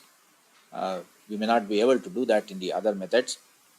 So when the coring was done, close to 7 and 8, where the reduction was largest, you could see the contamination in the concrete, and later on it was hydroblasted and pressure grouted to mitigate this problem. Okay, the shaft shows a local reduction near these wires. I already explained this slide, so let me just proceed with the next one. Can this be used also for diaphragm wall testing on the barite walls? Yes, you can use that as well. So this is one of the data from a diaphragm wall. In fact, I'll show the data from Bangalore. Yeah, okay, before that, one example from the previous project supplied by Pile Dynamics. This is a diaphragm panel. About 6 wires were rigged up. Usually for diaphragm walls, you put wires at the corners and along the length of the panel at every 800 millimeters to 1000 millimeters spacing. You can rig up the wires. So the reinforcement cage length was about 14 meters. Panel length was about 15 meters. Panel dimensions you can see here. Okay, here is the reinforcement cage prior to placing in the excavation and before the start of concrete. Then immediately after the first pour, the concrete starts hydrating. The concrete pour when the concrete height at 6.5 meters, and this is the top of the concrete, and then concreting is done to the top. Peak temperature at 64 hours. Only you could see that there is some dislodging of the reinforcement cage. So we actually commissioned a project last month in Bangalore for one of the real estate project of a diaphragm wall. This is the excavation. I did plan of the diaphragm wall. Excuse me. I think this was the panel that we rigged up the wire. We proposed to client, and client was happy to see if this wire can, these thermal methods can give information that is well matching with the construction procedures that they were adopting. So the dimensions of the wire 5 meter by 0.6 meters and 17.8 meter in length. The quality checks before the test, arriving at optimal design for implementation of thermal wires for the unit to be tested. Usually spacing, I said 800 to 1 meter. I think we put it at 1 meter. So valid calibration, functionality of equipment and sensors, qualification and specifying of people, installation of thermal wires during the test. Check for resolution of the data, ensure data is saved and backed up. This is very important because you're working digitally. And the functionality of the sensors, you have the wire tester to test those wires at several stages to ensure that it is functional. And verification review of consistency of the data, generation of temperature versus elevation plot, verify output with construction records to arrive at pile or shaft qualification. Okay. Pretty much thermal is more an automated process. Not much of human interference is there in the data analysis. We visited the site to look at what is the stratigraphy. It's a overburden in the top 8, 10, 8 meters, 9 meters. After that, you have refusal stratum, you have weathered rock. So these panels were all socketed into the weathered rock. On some stretches, you have bedrock, but otherwise, it's all refusal stratum, the UCS, around 10 to 12 MPa. The reinforcement was in progress. These wires were brought in from US, tested, and we had the support from Mr. Max from Pile Dynamics because the first project we did uh, to rig up those wires and do the test. Okay, and use the PEX gun to fix those wires. It's pretty fast, or you can use a cable tie.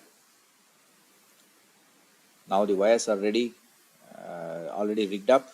The cage is ready to be lifted, and the cage is lifted up. It's lowered into the excavation. It's already into the excavation, and then you do the wire test now. You see all those wires are passed. There's some problems. You know which node has some issue. Make note of that node so that you can disconnect in your analysis later on. So this is a quality control check. You have to do it as a team. Then the concrete pouring started, and the data loggers are all rigged up. Several TAPs, the acquisition port, one thermal aggregator. Okay, and there were two pores on the diaphragm walls. One is here and one is here. At the start of concreting. Okay, so you could see the data pretty much in real time. What's happening after 5 hours. This is at 10 hours, 14 hours, 18 hours, 24 hours. Peak temperature at 27 hours. We had some issue on the data viewing in real time because there was some server issue of Microsoft. But the data is stored. Okay, then we pushed the data again from the unit, and then it went to the cloud. So we were able to get all the data. Okay, there's some reinforcement issues at the base. Okay, most importantly, I wanted to show you there were some anchor holes were there. That was also captured here in the cooler temperature. You see here, this cooler temperature were exactly the locations where they were able to, they were planned to put their passive anchors into the diaphragm walls. Okay, so there was no observed reduction majorly in the temperature indicating of any anomaly over the instrumented length. And pretty much the client was happy. We wanted to do some more test, but apparently because this was the first pilot project and also the cost comparison, so they said okay, they'll come back to us. I hope they will come back. So the advantage of this method already on the screen. What are the limitations of this test? One is inspires the quality control because you are getting the information too early in the project compared to any other methods. The debonding issue from CSL could be avoided. You are measuring or identifying the health of concrete not only inside but also outside the reinforcement cage. One of the limitations, you have to pre-plan thermal wires and can test only during early curings. You forget to connect the data logger and put the concrete, you go back after 2 days, it's too late. You can't get any data from that. So it would have to be done during the early stage. So the burning question to all of us is the cost comparison between the different methods. PIT has said it's a rudimentary method, it's very economical, has a lot of limitations, and therefore comparing with PIT is not reasonable. So the closest that you can compare is with the CSL test. So Pile Dynamics has made some comparison between CSL and the thermal methods in the US, where there were 7 drill shafts, 60 to 75 feet length. There was a contractor who was doing this, all cast in a slurry. Both CSL and tip were tested. Residual sands and clays in the upper portion, 1.5-meter diameter temporary casing was used. Okay, and it was socketed into the weathered rock at 12.2-meter depth.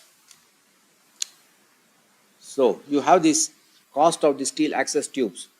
So when you are comparing the cost, all nut and bolt involved in CSL testing and all nut and bolt involved in tip testing has to be compared. So I've seen some comparison made. CSL testing costs only few thousand rupees. Why is this few lakh rupees? Because it involves the cost of CSL tube, it involves the post grouting and the installations. The testing agency only will do the test. You can't compare only the testing agency and then compare with the thermal results. But if you log or the input all the cost, associated cost involved in CSL and tip testing, here it is how they have arrived at.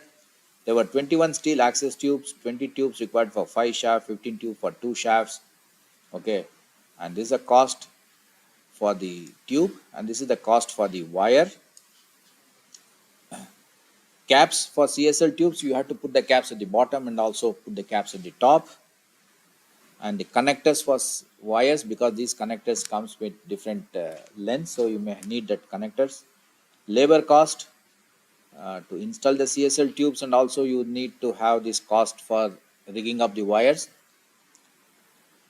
So now then the post grouting. So after you do the testing, these CSL tubes will be post grouted. So there is some cost for the post grouting also. So when you add up all these costs associated with both CSL and tip testing, it appears that the CSL cost is much higher than the tip testing. This is a US comparison in dollars. Okay, this is only for the material. And so with the testing cost, the engineer visit the site. There is some cost associated with this. The time taken for reporting is 7 days. So this is an intangible cost. So it's not captured here, although the information in tip is much faster than the CSL. The analysis with the tip, the engineer visiting site only once, and the total cost of this is nearly half of the cost with tip testing compared to CSL. Okay, this is a comparison in US dollar terms for the price in US, but apparently we don't have an INR or Indian rupees comparison to showcase. Probably the next coming months we will going to do few projects, then we will going to lock all the cost. But my understanding of the market, because people are not following specification in the market, I said schedule 40 CSL tube. People don't use it. They use 1 millimeter as against 4 millimeters. Therefore, CSL cost itself is very less what they're spending. But associated problem is huge. And we see the pile graveyard. I already explained to you. Okay. Post grouting, they said is very few. There's not. Now I'll use my waste material, I'll grout it. But that's not the point here. So you have, for critical foundation, you have to use it. So we will lock the cost of all the items for CSL and thermal wherever opportunity exists to give a comparison of Indian scenario. But this half the cost is for the US dollar terms, but we see that the manpower cost is so huge in the US, and that's where you see a higher cost for CSL testing because the engineer go to the site is too expensive, but we don't have that much of expense in the Indian market. So to the market, suit to the Indian market conditions, we will get the comparisons probably when we have the full data. Today I don't have, but the method or the technology has a great advantage. The initial, it might be higher than the CSL cost, but the information you are getting very early in the project saves significantly where and give you intangible benefits which the other methods don't give. Okay. So with this tip, I will stop here. I'll be happy to take any questions from participants here or from online. Call can come on video, please. Those on the Zoom. Any questions here? Put the lights, please.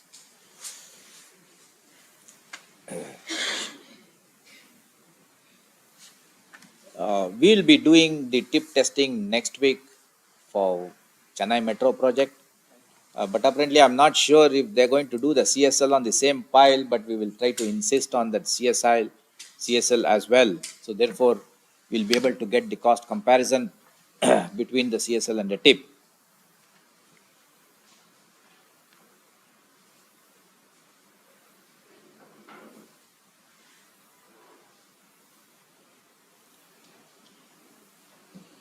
Thank you, sir. I'll catch up with you sometime later. Thank you, sir. Thank you.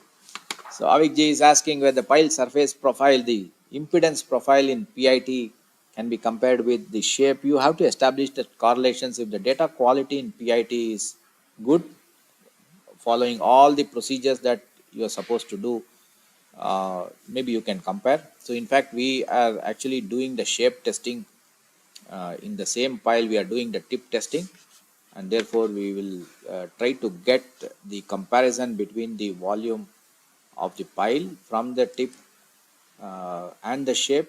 So we don't have data together, so we will be able to do it. We will also do the PIT on the same pile, and we'll get the impedance profile. So I don't have the data on the same pile yet to show how is the comparison waiting. So if the data quality is good, it should be comparable. So maybe in the next opportunity, we're going to present as we acquire the data very soon.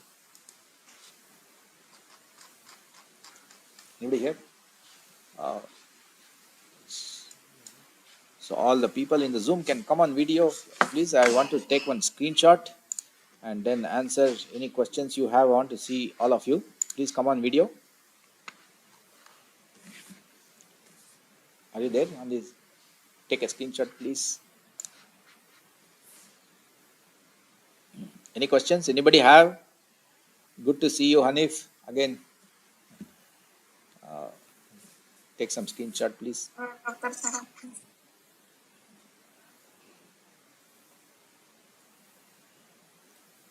So anybody implemented this thermal integrity methods in any of your projects, or have you heard this by anybody else you intend to put in your project? Anybody can unmute and speak.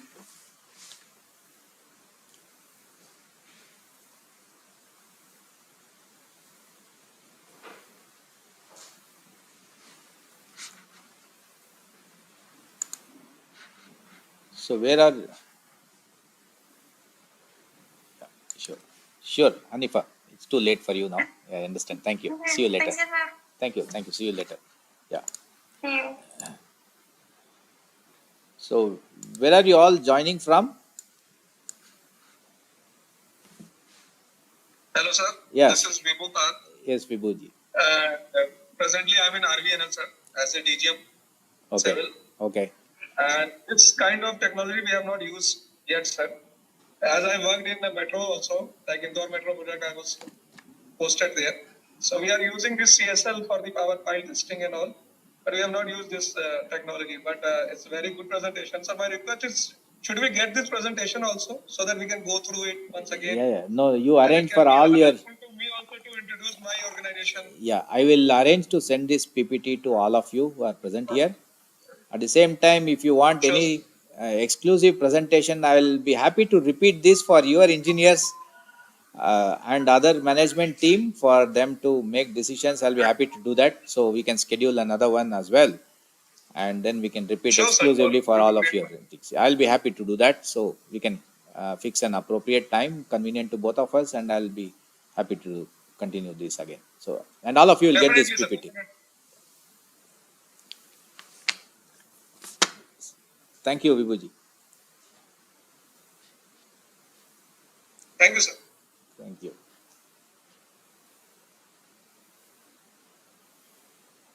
Thank you, Avikji. So, how is your projects going on, Avik?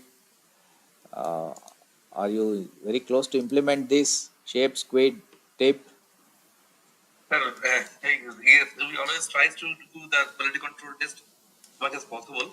But as far as PIT and CSL nowadays, we are using in a very routine manner.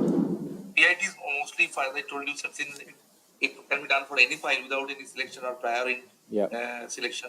So 100% of file in a for a major structure, we always recommend. Yeah. As presently we are working number of projects in Laos. And many countries in Africa. Represent Africa, we are last 15 years. Okay. And recently, we are doing one biggest in Tanzania. So they are also contractor is Chinese, but we insisted them to do all the CSL at least and these things. But as far as thermal integrity profiling is concerned, so far I have not done witnessed any of these things. So it will be good to know if we practically see. And high strength dynamic load test is very common nowadays because mostly the initial wide load test is to be done by static and then correlation with the dynamic is established. Then all the routine pile load test is mostly with high strength dynamic load test only nowadays for saving time and cost. But definitely all this data acquisition and preparation of test are very important. I can remember I have attended your online courses on 2021, if I am not wrong, as we have organized. Right. So it was quite comprehensive and immensely useful. And I used to read out your slides as and when I get the time to go through. Because it is always because we used to review the test report from nowadays there are so many agencies, but whenever people are contractor used to ask, I always we always recommend the top 2 3 like you and the who are pioneer and really with whom we can rely. And many times we have a debate on that matter, particularly as I saw you said, this hammer weight. We see the velocity reflectogram is so large in shape, we cannot detect the initial defect or all these things because of heavy chosen of weight. So when we insist them to do it from the recognized institute parties like your companies so they always go, no, it is also NABL accredited in this thing. But when you tell them you do it as per ASTM guidelines, and justify all of your equipments and certifying their guidelines and procedures and when this used to fail to justify many times. So these are the problems we used to face. But definitely these are very interesting and very useful. And nowadays deep foundation, particularly pile foundation, is mostly replacing the well or caissons. So henceforth, lots of quality control measures is an integral part of that. Without doing so, we cannot ensure the part of the structure which is unforeseen, unseen, and is the most important thing, particularly in a river, particularly in offshore condition or high water table condition, in a alluvial region or so. So we used to face the problem regarding board collapsing, and even though we used to check the sounding of the board every time, even immediately before the start of the concrete pouring inside of that. But all those records we used to maintain. But anyway, this testing is very much required, sir. The very useful session of today also. I have enjoyed a lot. Yeah. I managed to make out this time to hear from you today also. So thank Yes, you. sir. Thank you so much. Thank you for your feedback and sharing your experience. So please plan to use this tip on any of your projects. I'll be happy to discuss this or present this. Definitely, sir. If I get an opportunity, definitely I will sit you and I will. Yeah. Any of your client also, I'll be happy to come and present to them. And wire is getting manufactured in Bangalore, but apparently the cost of wire currently is around $6 per feet. It is imported from US, but I know the cost of the wire itself is huge cost compared to the testing. Although it's manufactured in Bangalore at the moment, we are not getting it at any subsidized price. In fact, we represent Pile Dynamics to promote this technology in India. but they're asking for volume commitments. So unless the industry perceives this, the cost may not come down. So if more and more people start using the technology, there will be significant reduction in the cost in the coming days. So it's my responsibility to disseminate knowledge and awareness, create awareness on the technology. So one of the reason that I'm doing this dissemination of knowledge and training programs. In many projects, I see similar problems, people giving wrong results, not intentionally, but they may not know. And some of those forensic studies, I will not able to use this data. And one of the project, I have to write a forensic report, lead to the root cause that there was no certified engineer or qualified engineer on the site. So when we have the skill and knowledge and experience in the country, then why can't we share the knowledge to people, because that's the requirement in the country. No, there's always a conflict on the skill required and the skill available. So that's where, as a professional responsibility, I try to do this training program, and I'm happy that many participants who attended this training program are doing very well, and they are doing what they're supposed to do. They tend to share the good data. Even if you have any good data from your project or any unusual data, please share that so that we can all learn from that experience as well. Yeah. Recently, like in one of our project, we had 2 meter depth, oil field mission of 70-meter depth. And we found anomaly through waterfall CSL test. And after that, we did the coding, beyond some depth.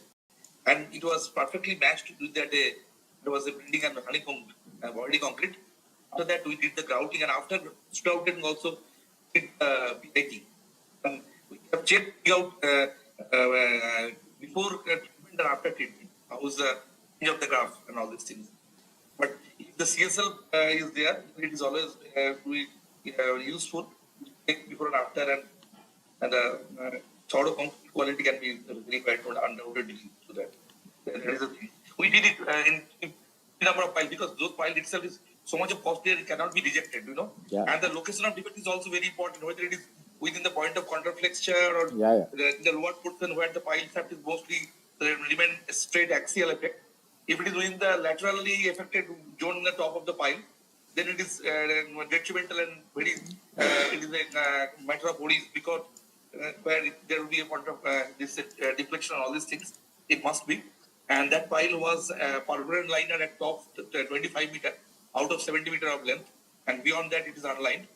So in one pile it was within the liner, that anomaly, and two piles is beyond the liner, but somehow it was rectified with some high strength cementitious grout called alcopine. Then we did the PIT after minimum 7 days of its setting and all these things, because PIT should not be done immediately, as we know. Just like CSL, it should be properly hardened on minimum 7 to 10 days, and we did it like that. So this time I will try to put this thing, if possible, in the work paper in the coming conferences on that. Very nice. Very nice. Thank you. Thank you for sharing. So there's some question from Kaustav. Share ideal range of parameters in PIT data processing. So it depends on what data processing you are following. So it could be a high pass filter, low pass filter. It could be a pivot. So please follow the manual guidelines. What is the minimum filtering parameters to be used. Okay.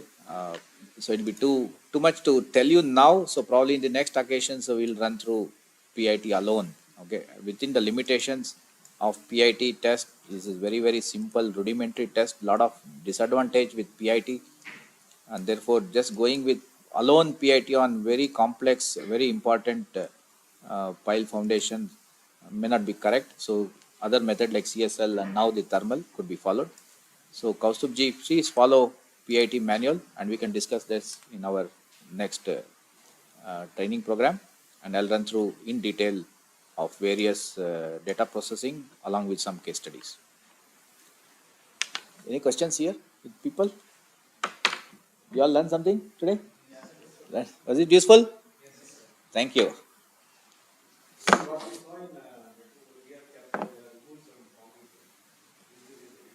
Yes. Yeah. So can all of you in the Zoom, can you please share your feedback? Sangeeta shared the link. on the feedback. If anybody has any questions, otherwise we will say it a wrap and close this session. It's the same technique for offshore also. Yeah, same. No, thermal board piles only. Offshore we use normally steel piles. So if it's a concrete pile, you can use the same thing. So this thermal is only for board pile, not for concrete piles. Okay. 1 minute. Let me close this, then we can continue our discussion. Yeah. Uh, okay, I don't see any more questions in the chat box. So please share your feedback. First of all, I thank everyone for joining this webinar, and I'll see you soon in my next event. Please stay tuned. Follow us on YouTube, Facebook, and other channels of training programs and these webinars, and I'll see you there. Until then, be amazing. Thank you. Have a good day, all of you. Thank you. Thank you. Thank you. Thank you, sir. Thank you. Thank you. I'll close the Zoom meeting. We'll see you next time. Thank you all.